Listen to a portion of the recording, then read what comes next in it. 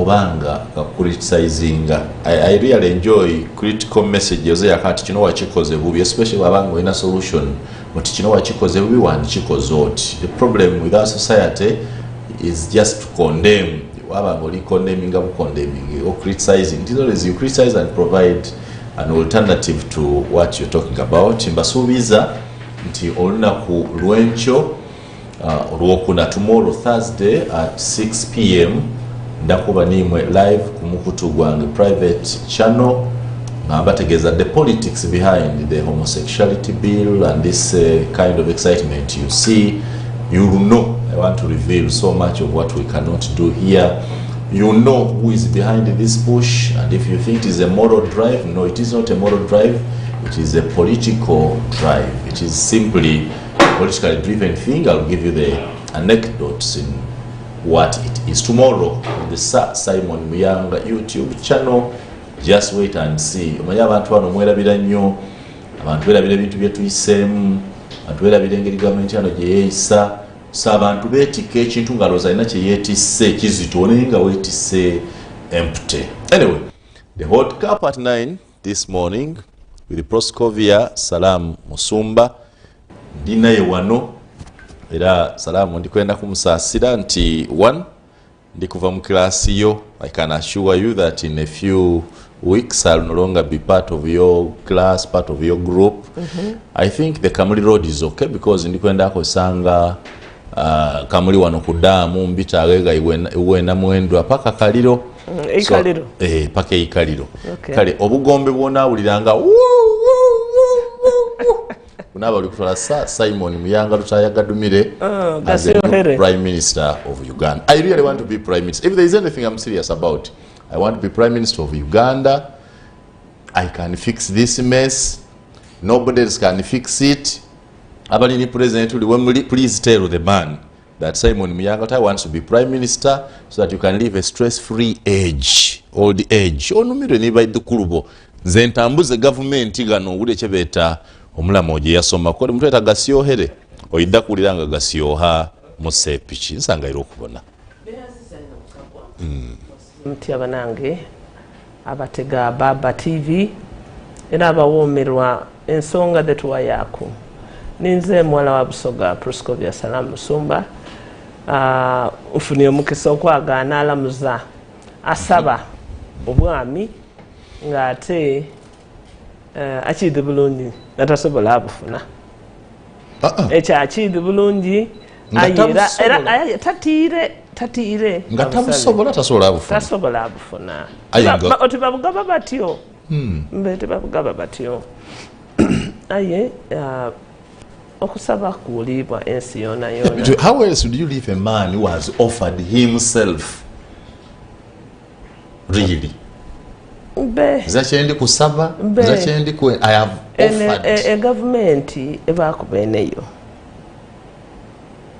Era government zebanalindira mu politics abakulu bantyamya abataka mukyalo bakati muna night oli kujje Kampala aye twendo manoti buli government ebakunibeneyo. Era benatuuka nafuna omukisa n'abuuza nti guba neeno yaani. So buli gavumenti mbwe bakubeneyo. So otakola nsobi butamanna bene gavumenti ate otakola nsobi kulowooza oti batebe bagaba obwami. Osabya nikode mukuru sabi mukuru mwene meya gaba yamalayira ogaba bano bali kumusumbuwa obairo yenda abinulemu okole ebindi kuba bino bano beyalonda yakukobera ati bayenda bakole naye era balikola ekyokoti ebyo yenda bakole balikola ndetida kuba nti ebyo byayenda balikola iwe wawulirayo kwafufula. Nobody is complaining. Ate mu bizibu ndooza byabona kino tikizibu amabaati ameka 3 mutwalo mulala ebyo biwero kubanga he presides over lives 47 millions. Yeah, 47 million lives. Abo businga amabaati omutwalo. He presides over a budget of trillions. 49 now. Okay. He drives, he presides over an external relation. Yes. Namawanga, America, Russia, agatisa. So, bino byali kuwaya be. Ni Lazaro, level ya Lazaro, botibu kunkumsa. Is that not the reason he needs help?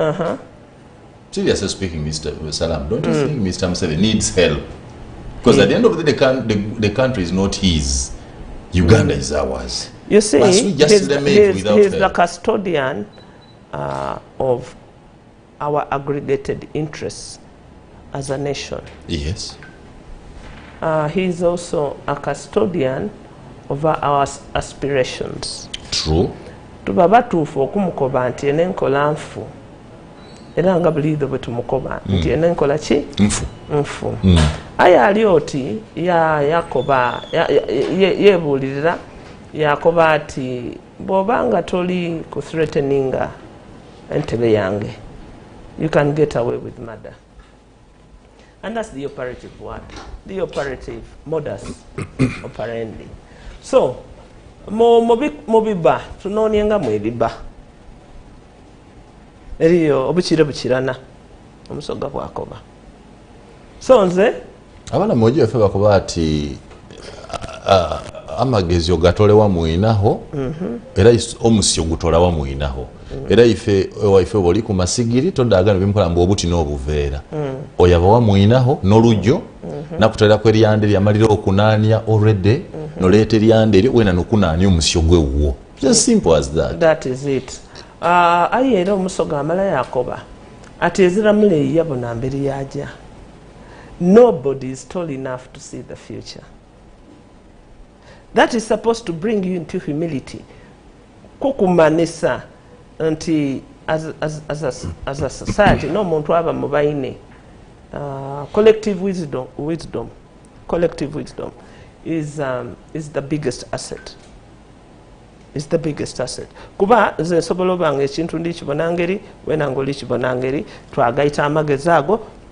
It is actually, I want to speak to your Ugandanness in your heart. Yes. You have lamented, you have tried for the last 20 years and nothing is changing. Is it not time that you offer yourself to help Mr. Museveni? For the sake of our country, you see, this is a country that needs every help. This is a country we must liberate ourselves. We must liberate ourselves from ourselves. We must put our best on the market. That's poetic. We liberate ourselves from ourselves. Yes. You are saying the problem to ourselves is ourselves. Is ourselves. Abantu nibo bakobera ekintu otubana kino kidale tatambo. Benda kusooka kikube ku nyama memale. We warned and said that don't change the terms. Please don't. That was the early warning. We lost that cause. We didn't lament. We did something about it. And we did it patriotically and we did it with love.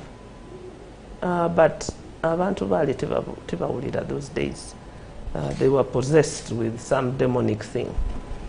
Balala abo twabakoba nti banange, it's dangerous to remove the age limit. It is very dangerous because we are just mortal, simple mortals. Okayirika okula, you know, you are not as agile as you but were. What Biden is working, Trump is working. And you know, Biden is really a surprise at 70. Coming to 80, it is surprising. But that is where... He may where, even seek re-election. Yeah, let him do. These are all examples. But just like ours is also a study case, a case study. Which one? Uganda is a case study. In what? In old age? In politics, in preparations, in organizing society, in managing society. Ode bigambo bino bya luzungu. Aye, managing society. Chirenga mulula moja. Managing society. Okusobola okukuma abantu, I think. Organizing society. Okuteekateeka abantu. Okuteekateeka, okuba kuma and and being able to get the best out of everybody. Okubona nti buli omu ekirungi ekimulimu ekisa ekimulimu ekisuna nakola. That has failed. But it will abantu who become leaders by accident, who become leaders by That is too sharp of you, Salaamu. Yes. When fellow women are in leadership, and you have been one of those fighting for women emancipation, but let me tell you, fellow women are in charge. Nabanja is a woman, Chitutu is a woman. You should be the first person to appreciate that your women are uplifted and they're in key positions. Not by accident. I am telling you. If you say so, it means that your campaign we are there. Not Let me tell you something. Campaigning and being voted is not the biggest thing. Because when it's over Canada, backward. Okay? It's how you chamukate a community, how you resonate with the community, how you deal with the community. But after that is done, you must be cooked to be a leader, to fit the office you occupy. Okay? I note the word cooked. Cooked. To be a leader. Otekwa kufumbibwa. Otekwa kufumbibwa. Oye. Oye. Obobere. That is why abantu bebategeka mu bibiina. That's why bibiina biba political nurseries. Abantu bebategeka mu bibiina. Eyo ye basooka okusootingira nti ono aidha kuba mulungi mu foreign relations. Because ategeera all the things tumwongere mu koosi ki. Tumuwe internship ki. Kyova bana aba America president bwaba ajja ku lugendo. Kugira kunoni kugira kwa abantu abandi nga 16 batyo baje boyege. How do you negotiate? Balingirira baigulo. They are in an open class. Ewa ife president bwaba ajja kulia twali to force nti president bwajja kulia ajenga niba MPs at least 10. Oh, you had legislated on that? No, it was a tradition. It was an understanding. It was an understanding. Nti president bwaba ali kutambula atambule kuba wano mu Uganda bwaba ali tambula n'aba technocrats, but not the political class. So twakaba tuyita kujanga niba members of parliament at least mukaga kuikumi. Nani abalonda baje nabo? Mwena selecting over parliament. We were opening an opportunity nti president abantu bona babe. True. That is identification of capacity, of talent. Bwaba ali kujja kuba an aligned movement eri abantu abasoma international relations ngebyo bebenda kuba byosoma byoboyenze baje naye ndoza bakikola ku emirundi 3 oba 5 kuba ndukira atambula nabo okujja nabo just as people to understudy. I think. I don't know. Yajire South Africa, yajire nekyalo kirambe, whole village in South Africa. Yajire nani? Udre Kwabog is there, Fono Pondo is there, Permanent Secretary Ministry of Mperano, abona. People must be prepared to take over or to beef up the state and the knowledge gaps and the professional. They understudy. Okay? A church and the Department of State. One or the equivalent. Department of State? Abali building a state. Okay, the presidency. Bahamana nti mpera tulina omukulembeze ono walino tulina omukulembeze ono bwe tubongera mu ebirungo within this period by dakuba available for deployment. What has happened to this country? Nti bakubona mu ebirungo bateekwa kutematema oweewo bakutematema oweewo. They assault you intellectually, they assault you financially, they assault you. This country is pervasive to innovation, to goodness. Once people... But then how have we moved positively as a country? Because just last month, I'll give you a report. Last month, Uganda the Civil Aviation Authority report shows that we handled cargo worth 5,360 metric tons. Out of the 530 metric tons, 3,000 were in export volumes. I believe that a country that is exporting that much is a country on a progressive trajectory. Only comparing into Evitali Nibio. It's a report. You see statistics, especially from civil aviation. The first thing, civil aviation itself, I doubt it. Why? Because of what I've read and what I've seen. I doubt just the institution, the way it has been mismanaged and what has been brought into the public domain. You are comparing it with what? Nzendeta kwe bintu na abibisa kwe airport. But the open corruption in the whole, you don't need to be open corruption. Open corruption. So this is your country. But I'm telling you. Anyway, this is your First country. of all, I know. You know, when you say this and we are online, even people from other countries follow and see what you're talking about Uganda. Is that what you want them to know about Uganda? That there is open corruption at the airport? Yes, there is. And that's what we must cure first. We must cure it. We must cure it or we are finished. I have moved in so many airports and I know what an airport needs to be like.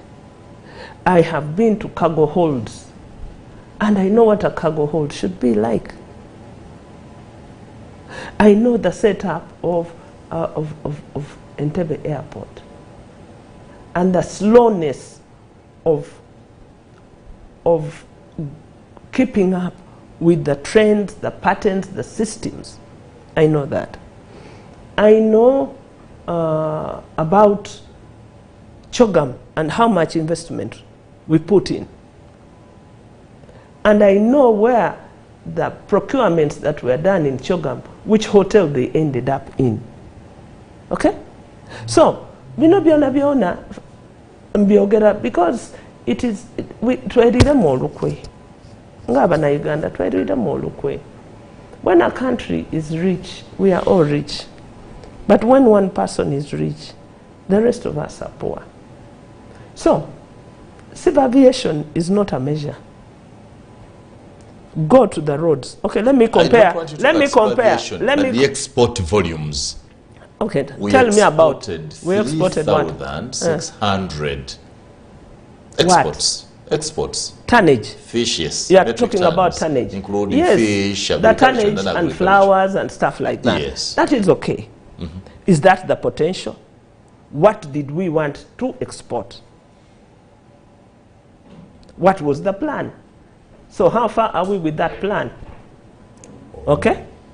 Lingirira, Busia, Malaba. Eyo bakukobera ku ebi bitawo.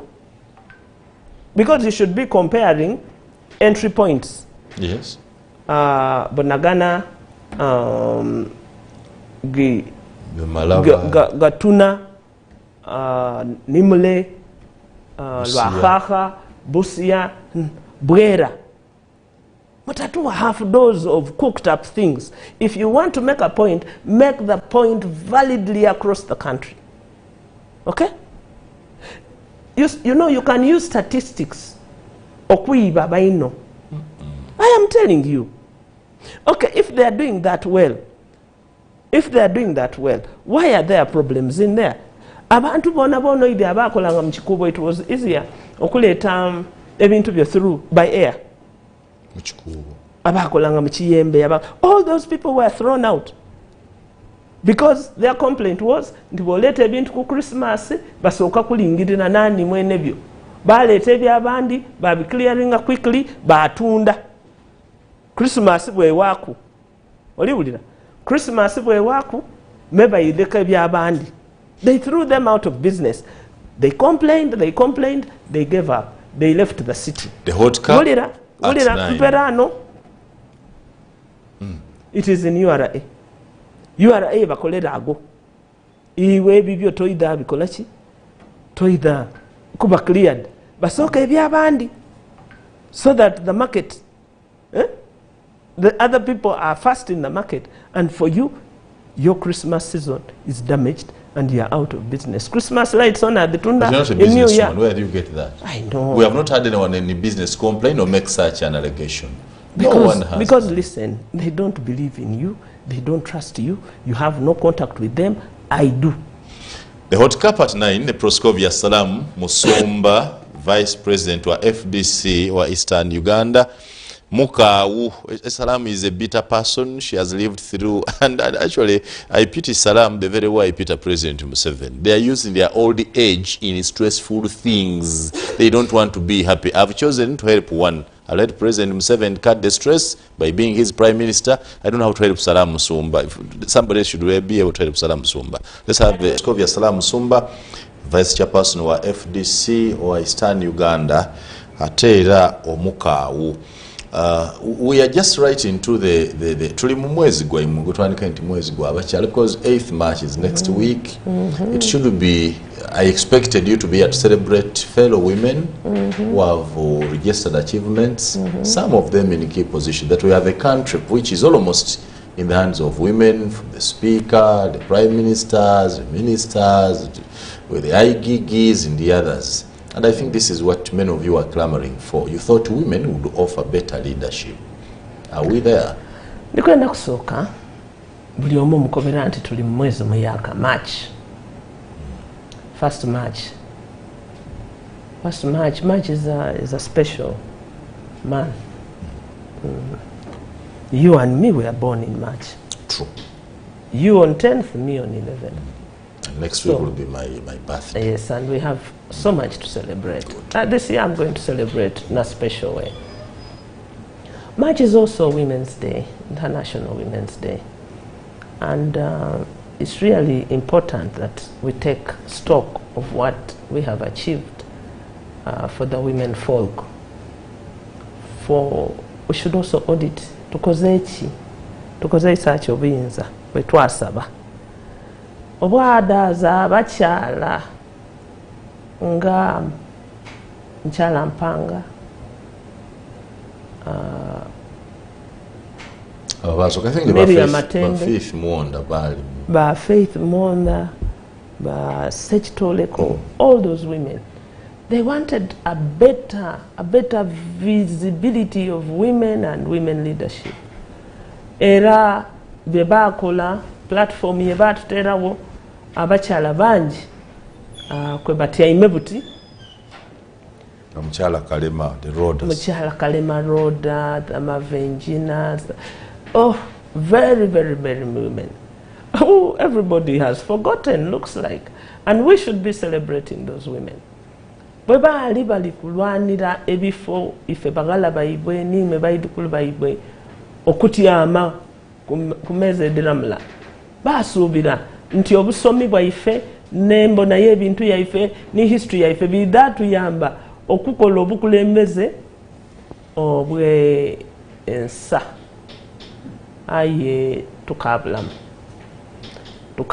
era tukabuliramu irala ino kuba abakozi tebakobeka kuba omukazi taweka magezi okiri a political woman tibaweka magezi ninze ndikobera kuba nze nfuba ino okugezaaku okulamba bakazi banange okubakobera nti politics is a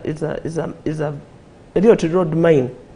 What is the Mauli Salam? And you should know that, and I'm a communications expert. I really take the strength of a word. You have just said it, women politicians, Tibakobwaku. Did you mean it? I'm telling you the truth.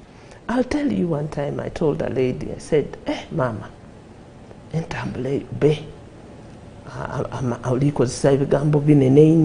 You are overexposing yourself, you are talking too much and you are talking without reservation. I understand the point you are making, but you can make it better. And take it from me, I was like you. But since I have learned many things, that you can skin the rat differently. Yanko, but you had your days, you had your time. You had your time. Yankoba bukobe yali ali kunkobati be yankoba bukobati noko eyakunokola so you had your time.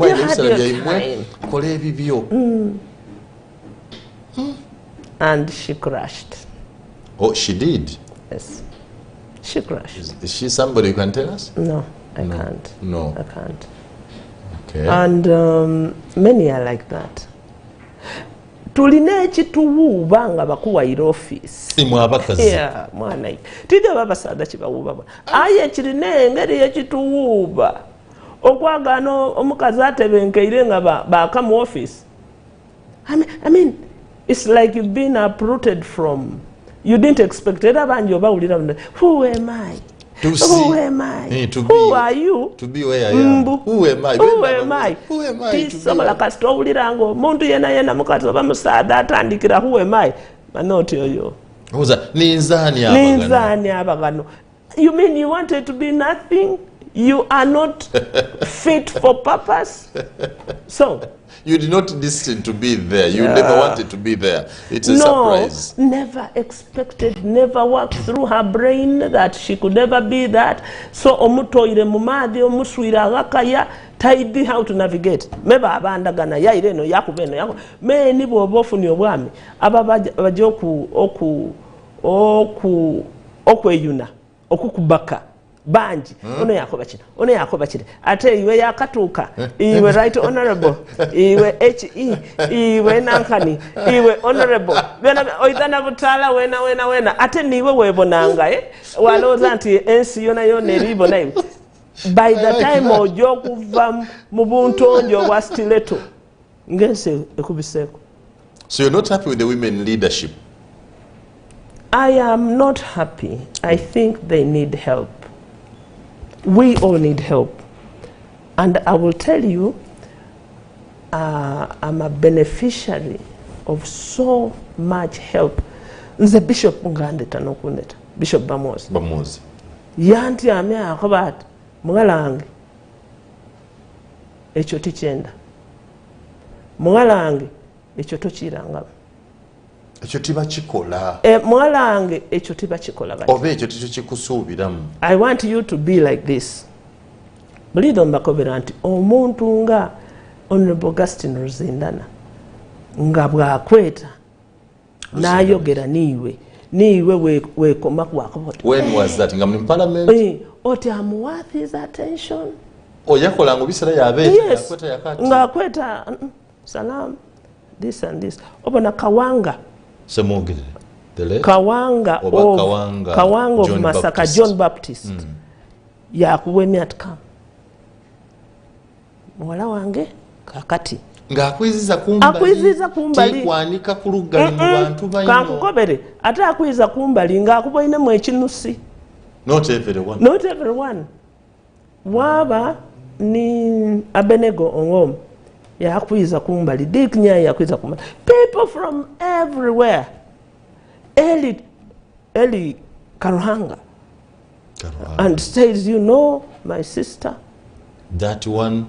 Women don't take beer at public places. They take wine. Oh, even to that level. Manuel Pinto. You know, you would feel women don't take beer at public functions. They take wine. They take wine. I'll tell my daughter. Tell them. Okay.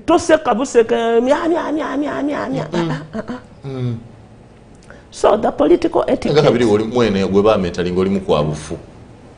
Anti na yagana bana. Oti ndi mukawo lwakuba tidi kitufu. I know what needs to be done. But you see, when you don't tell people straight in their faces, they think it's a joke. This is the language they understand. But I'm also a person who takes you aside and say, you know what, I want you to be good. Let me package you. I have packaged you. I have packaged so many people. ebyo tienda ndaba ndi kulinda tojja kundobera osaba obwa prime minister ngenda salaamu ekimala kimala leero kinondeka kakwesoniye era ndakunoonya kukoba enti mperano obona otya. First of all, people must see in you until you are correctable.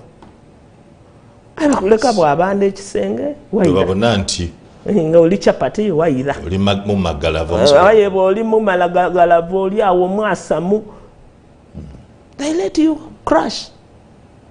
So it is important to get a moment of reflection, and there's a moment also to keep quiet. There's a moment also to listen. That's what you should be telling the women now. Yeah, and I used to have IRI, International Republican Institute. Yes. Yayenda ino kumentaringa abakyala. Era bampa that responsibility as a consultant. Nga I would mentor women. As soon as they arrive, I would sit with them, be friends with them, tell them. Mbabula ni mu nambula kutayi kyonguli bamukoba kutiya kayambayira atyo. So then we went through sessions. We would meet once a month. Okay, we went through sessions. Mpera ano bakoba ati oba mugezino lwaki yagwa. Tena waliwo MP wano iddo waliwo yeddiwo n'amalo yakoba ati oyo yagwa abonaabona lwakuba yagwa kanti enewe amalo getigenkana level ya n'abakoba nti imwe ife tubalinze bulinde. In the third year we will buy everything you have bought at residual price. Because if you move this way, you will end here. Please avoid this, because it ends you here. Wachiba balira babakoba tubakazi banange omukazi adiba mangu mu politics emwana mukidi nze njidi mudiba mangu enti munange tulina equal rights, tulina equal everything. Ayo omukazi adiba ki mangu mu politics ate eno society tekuwa an opportunity to recover, second chance. Tekuwa second chance. Ebisaada biyinza okwevulunga byagaga aye society tebalingiriranga bwe tulingirira. We can't change that now. We can't change that now. So bakazi banange ndidi omwenkanonkano weguvaniye gutuuka. I want you to know about our vulnerabilities. And I want you to avoid them. This is a conversation I would like to see you have with fellow women in leadership and in business. Do you get opportunity? Bankoba oba oli mugezino lwaki tiwabita. Are you doing it within your own FDC? I do. Are you talking to the girls in FDC? I do. We don't see many coming out, graduating out here. They do. Nga bwenkubalira abali mu parliament. I do it even with the young people. I'll tell you that Mwijuche, Honorable Mwijuche, if I give him a call and say, I want to see you, he will come. And he will listen. So my elder have heard. Okay. Many. Because we want them to be good leaders. We want them, because it is inevitable they will be in leadership and they will not be the last. Others will also will go. So we are going into a cycle which we keep renewing for the stability and security of our country. So our IRI later, I think they withdrew, and then I met the ladies afterwards. Bakati Salaamu wabuliraga ntikaibiki byewatukovanga twakabibona ntikairimu abamutya. And when we needed you most, we weren't seeing you. I said, but I gave you my contact. If you still needed me, call me. Everybody needs political counseling. I'll tell you, look at Honorable Kitutu now. Who is helping her wade through this madness? Who helped her in steering? No. We all make mistakes, true. But we need somebody to hold our hand and lead us through. Lugolo. So you think she needs help? She does. She does. Can you reach out to her? I know how she feels. I know. Can you reach out to her and help? I can. Do. But look at Honorable Salaamu Musumba. Look at Honorable Lugolovi. Walumuka waja wadirufi. Yasadukula mabati. Yasadike chumba cha bibi. Yarumuke yagashola. Mukifojo okusagukulula ekintu kyembibi. Yeta abataka. Abako bati abataka. Abataka. Gunsinze. Nikubasaba busabe gukoze eki. Yandiyese bale bawa. My sense of judgment was wrong. Gunsinze. Okay. Nkolentia. Okay.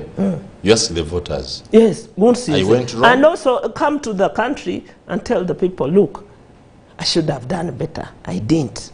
I apologize. I am really sorry. Can you find it in your heart to forgive me? But you'll be because listen, Honorable Golob is a fantastic brain. Economist. Yes, which the country needs. I would not be the first person to tell him to resign. Then what? Yes, resigning is the necessary thing in a country that is stable, that is has a variety of resources that you can pick from. But we have invested in Lugolobi so much time, chairman, budget committee, this and this. You just can't throw away that investment. But he must make peace with the people. And we must understand that he sees the problem we see. Okay? This country is so vulnerable to the point that you cannot just be throwing away human resource. I'm told that Honorable So if Mr. Museveni does not throw away Lugolobi in the next reshuffle, you find that right? Listen, we make mistakes. A reshuffle is never the solution. Okay? Because you have invested in people. Muno okusoma ebintu abantu bye basoma mebakubuka. Meno no fanana eto kitwala emyaka. But do you know that you weren't alone speaking that language in the whole of this country? It's only listen, because this is me, Salam. I don't support thieves. I have censured robbers, thieves, what? I know. But I am telling you that stage yetuliku, as a country, we are very, very vulnerable. We have an intellectual gap in the state. We have a knowledge gap. We have a capacity gap. We have a competence gap in the country. Am I right to imagine? Let me tell you, amabati olukumi tigasobola sulansi. Be chibino ayegata sulachi nsi twebuze abantu kabalitu koba batya utifa kuga Lugolobi oje kugewa imwe because Rebecca Kadago wekamu yena yabaletera amabati mumwasirika yese sente wa imwe bitanu agali amayibe ago matono agama bati matono gaga byeni ge bamwibyeku otandikira mitwalo nga 10 tuwandisa amabaluwa twakola ki twakoowa twayikiriza nti eno n'enkola yaki ya government. I know more than I can say. I know more than I can say.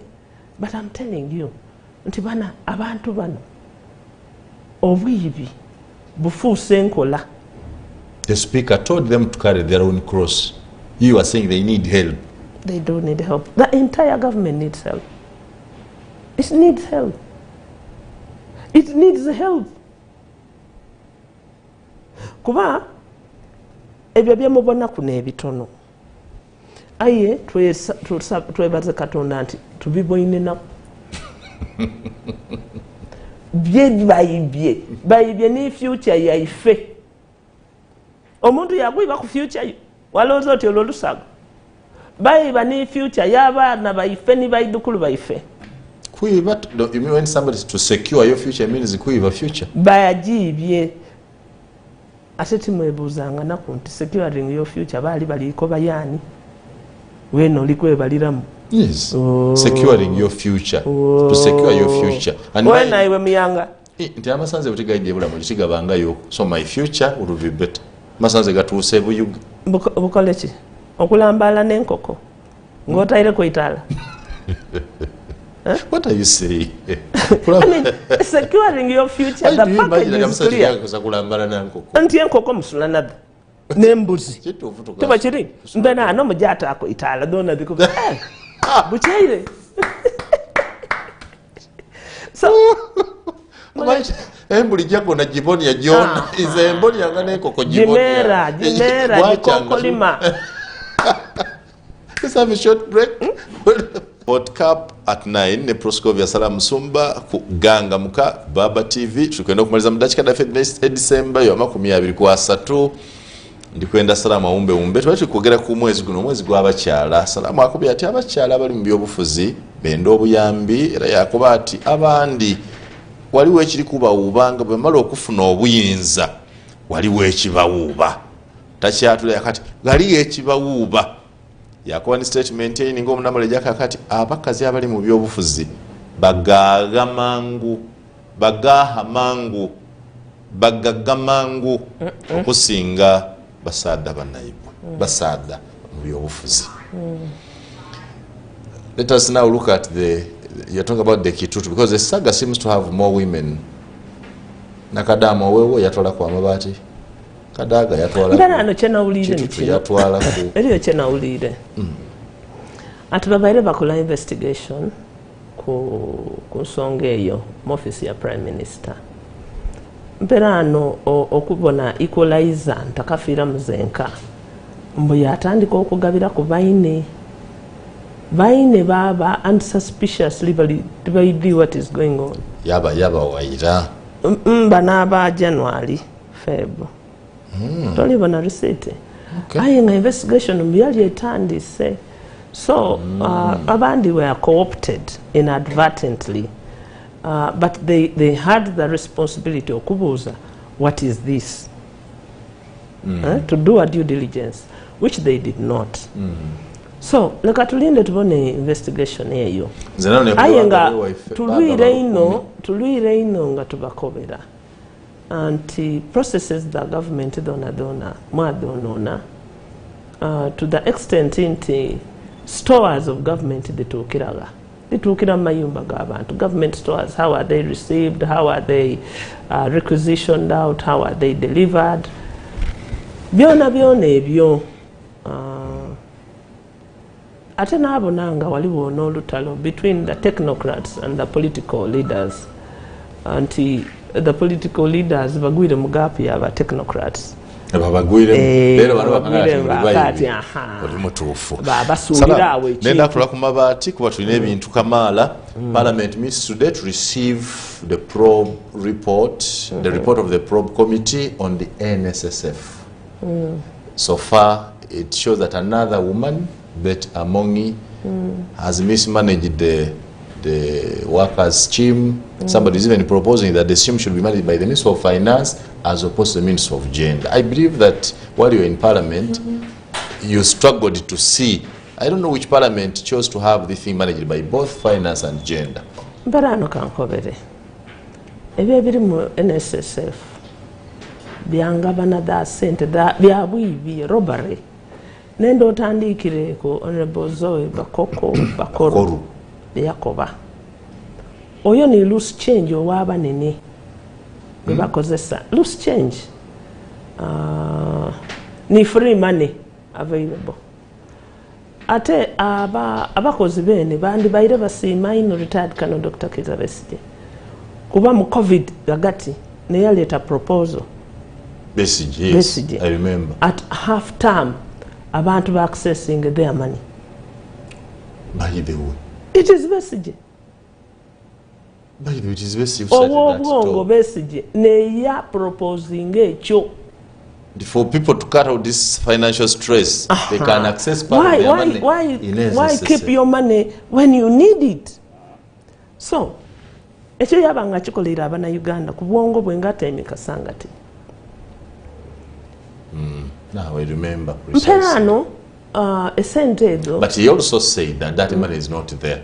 He did say, imwabateka mu NSSF, mutaira mukulowooza. Ede sente eyo dizira, ye muloza dizira yo. Era mutuufu. Era neze ino, bwe batandika debate ya NSSF, muirize akatambye inuma, mulingirire Besigye bye yabakobera. Because he's a man who knows a lot. A lot.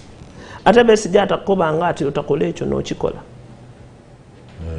Atageza nga kukoba ati don't do that and you do it. Because oida kubula woire inuma kuba yakukobera. So NSSF akali kundobera kusaba office yensaba. Aida kweta kati miyanga ngoba iro otya kabiri. Atafiriza gatibwa. Oja wamukobera kuba wamwebuzaako. So ekizibwa ekiri mu NSSF nti sente ninjino edizira kwalingirire. Batulimbye emyaka gino jona how their software is up to date. Okay? Ayinga ate bandi byona bya bulimba. Abantu abo bobona gwaba munago tina bwibyaye munago. Vira kujamwa. There's a man you have lost track of. Jeff Onegebel. Onegobel, yes. Onegobel, fantastic brother of mine. Who is Onegobel? Bamliyawo. Bamusula kuliya bamunana bamufoda. A very intelligent man. I don't know where Jeff is. Olingirire Jamwa is rotting in prison. All is NSSF. Nze nali wa mukisa nga NRM yakava mu nsiko. Professor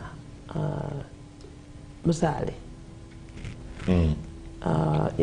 World Bank yamuwa consultancy to rebuild the National Social Security Fund. That was 1987.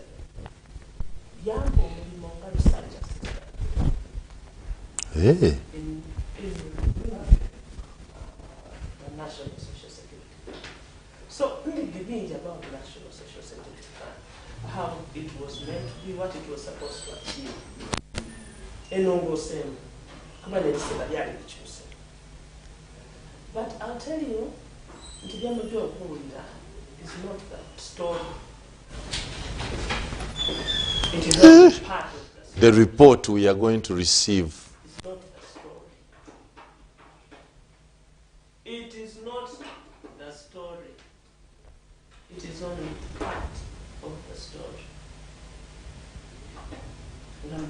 These statements are recorded and widely circulated. Don't take my word, just watch. I will repeat for your record that it is not the story. What we are going to receive from Parliament is not the story. It is only part of the story. So the hype and all that. You are in one way saying that the probe committee does not have capacity to dig this thing and uproot it. What were its terms of reference? What were its terms of reference? The terms of reference are limited. Nze nabaku mu select committees, nabaku mu ya UCB, Uganda Commercial Bank, nabaku mu ya privatization, the C-130. There's a plane, a cargo plane called a C-130. A C-130 yali ebulire Egypt. The C-130 was packed in Egypt. Earlier Uganda.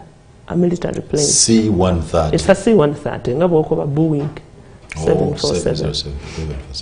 So, I know how investigations go. I know how evidence is collated and how a report is written and how you convict a person. All those I know.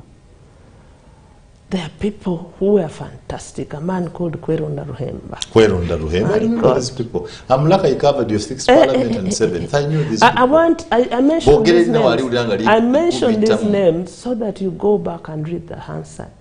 You have a political heritage which can secure you from the rumble and tumble. Ebintu bino bye muli kuwulira. There was a man called Tom Omongole Aisu. He's a member Aisu. There is a man called Akika Othieno. I saw them, I interacted with Yes. them, I worked with them. Charles Ego. I can tell you, fantastic people. When you needed evidence, tamper-proof evidence, you got it, you presented it, and the country believed what you were doing. True. Today, abantu batyamere bako batyako kazano kyako akali awo. Asaswire babuza ati kazano kyakali awo. Oyo nani? Akolerani. Oyo nani? Akolerani. Why? How? Okay? Okay. The truth of the matter, the fund is badly mismanaged.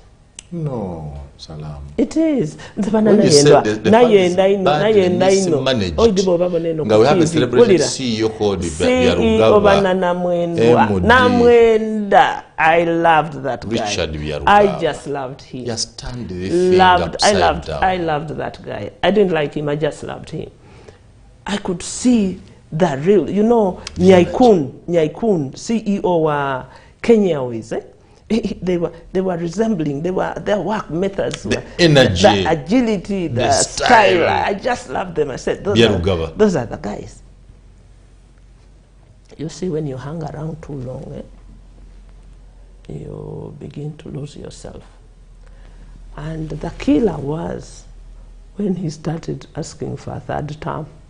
I said, no, look at this. Just look at this.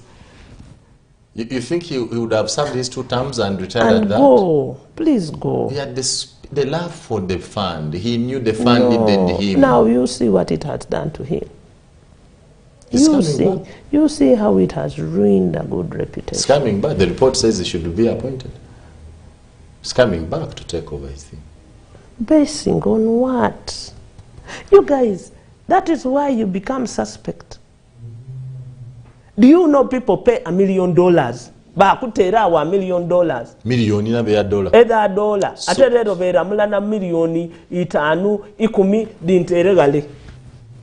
I'm going to get very angry.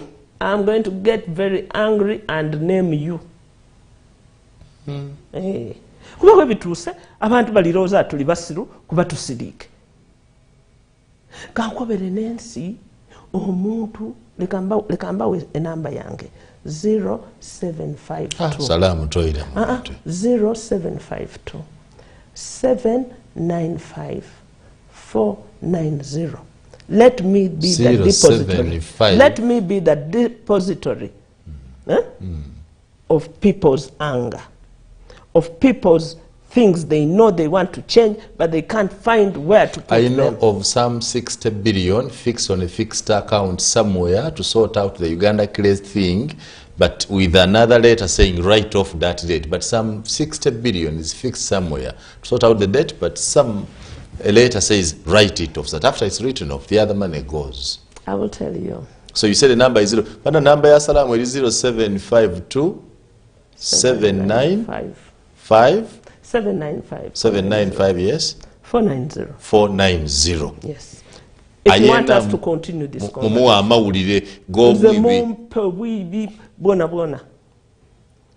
People bring documents. Evidence. Because you take them to opposition. You take them to here. Abantu bako bati bana tunalumukiraga bokuba otojja mubafere gandule egulu mu bamakanisa yonero obyagana. We are in a bad position. We are really bad.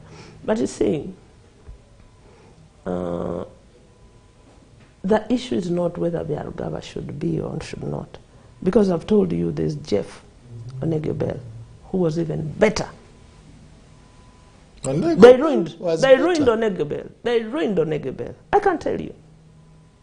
This man has grown this fund to the 17 point something trillion we have now. You know, if they were to do for you a forensic audit by an international audit firm, you would know more. But because you can't, ero iragana mu bye bakukobeire. If they tell you nti bakola amayumba, bazimba amayumba eyo kulusozi eyo ng'erweza nibeene ge batasobola kugula. The open market, the market, they distorted the housing market, they inflated the housing market, they just vandalized the fund. They vandalized the fund. They abused the trust of the fund. The hot cup. Nzaye abantu aba mu masuti timuge mukaku. Wasibatwa ikuncho aroba likuja. Salaamu nsibye suit. I mean a tie. What are you saying? Nti bayino bemuvala batyo. Bakola bati. Baba plots dona. They don't even see, not worth the English they speak. They masuti muno. Empty. Makaya. Makaya. Ayolambala kundu. Do you get this? Salama, I'm so peaceful. No, you have a lot of stress. You don't sleep. Me, I don't. Without have that stress, you have too much in your head. You see, the bad thing, I know too much. I know too much, but I know how to manage it. And I'm telling you, I'm the happiest soul you can find on this planet. You sleep well? Very well. And I don't sleep even on the whole bed, but part of it. So whenever I wake up and say, what's this all big bed? So what? You bought a big one or you sleep only? You are only equal to yourself. Whoa, sugar, what? Whoa, yaga, equals. Makaya. I remember bigambo byebitali biwombo wako boti, you are equal to yourself when you're naked. Do you remember that? Yeah, but you are equal to yourself. You said utayambala suti. Eriyambala anayambala suti ngenekana ya $9 yalowooza mbwa ya gas suti. That is just cloth. What is your intrinsic value? You, inside you, who are you? Makaya. Okay. Kale, let's wind up this talk with the much hyped anti-homosexuality bill. A special law coming up, drafted by Msoga, Asmani Basalirwa. I think this time, one of the historical laws brought by an opposition member, but supported by the whole House. What position did you as opposition agree on as far as this is concerned? Is it a GEMA? It's brought by GEMA president. Is it a GEMA position?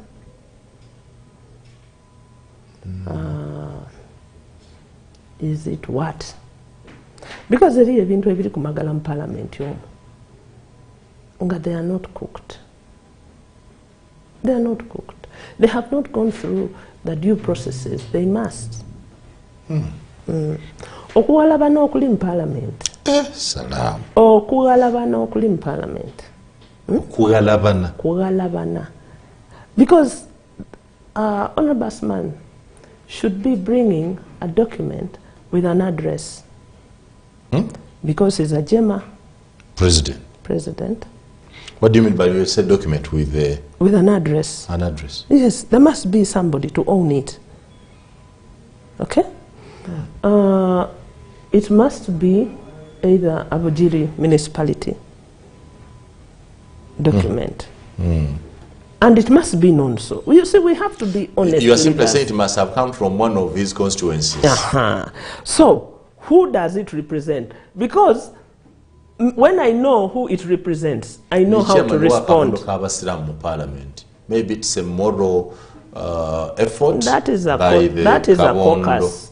Even if it's that, we must know that this is it. Because nze aine ebintu ebigwire ku floor ya parliament. Ebindi biriwo kukuba bantu. Kuba baida kuwona encho.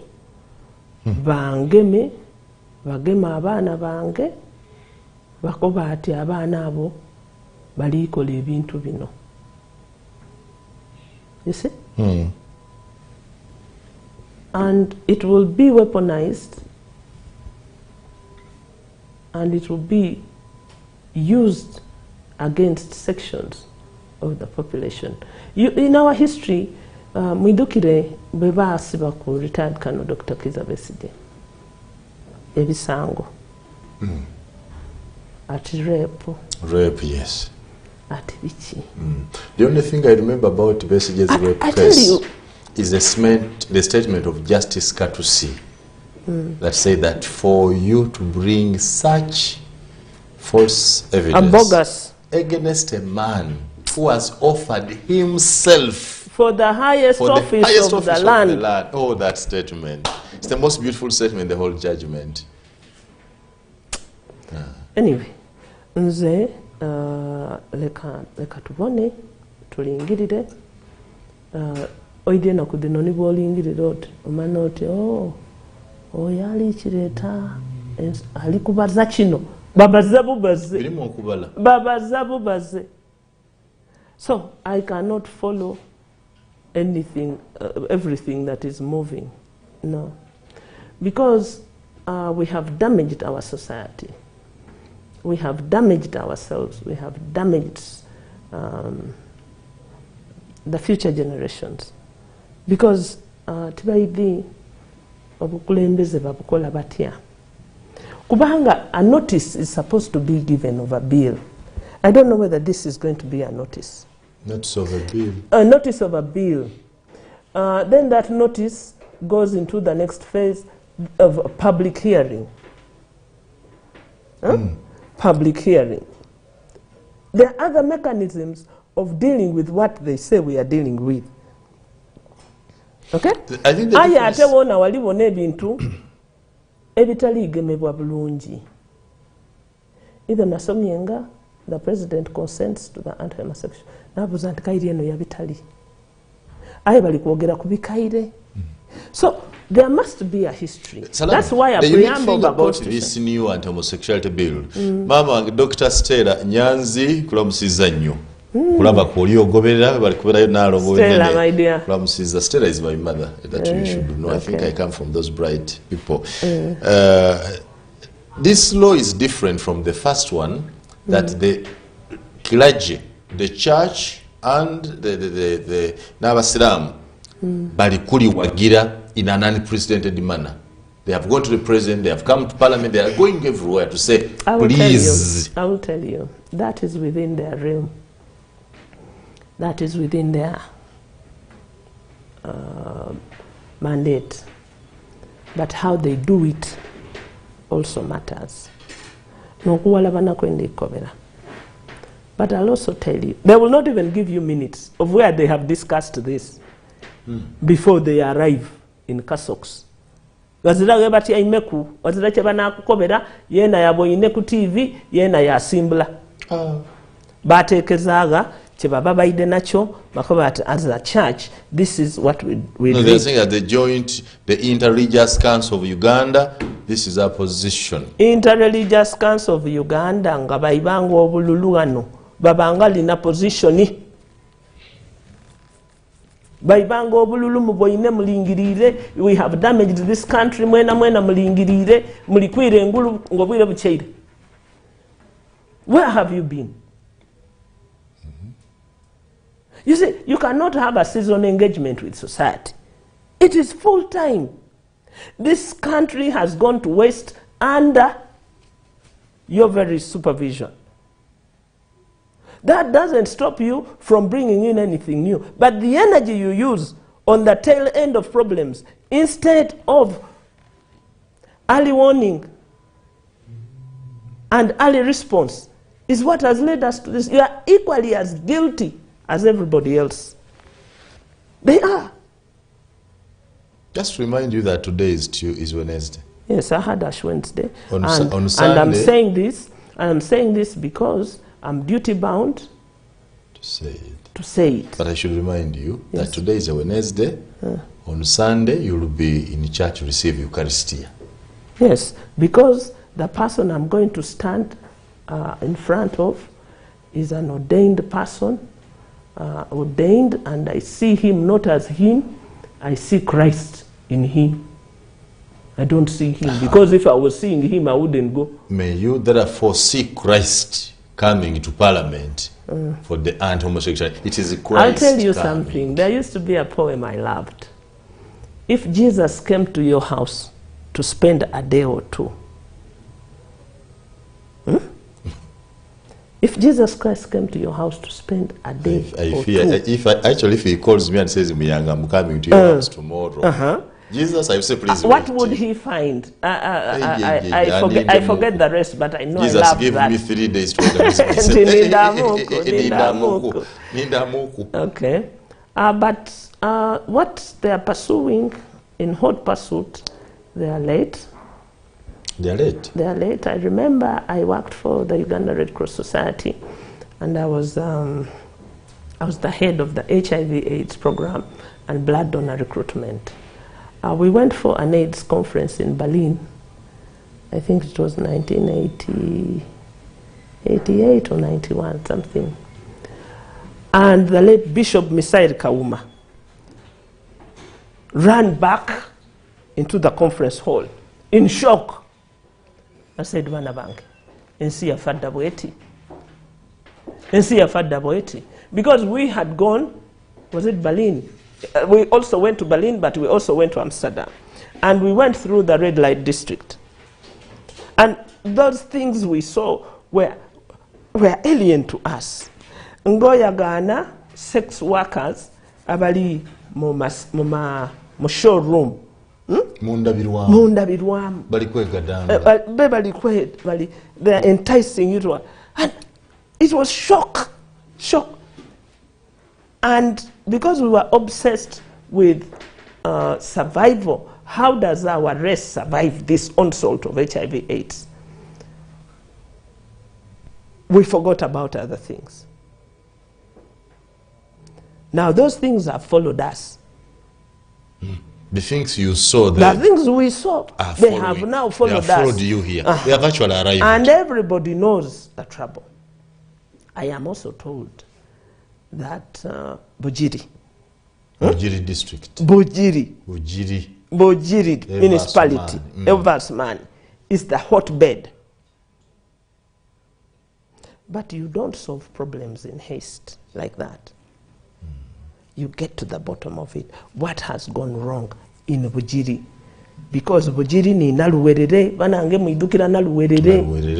Muidukira naluwerere, muidukira idudi. Sesa idudi. Muidukira byona byona. Bikona mawojolo, keep coming. Lwaki imwe abakafuna obugayiga obwa rare earth nimwe omuli kuyita ekyalo kiweewo mubigayitaganye.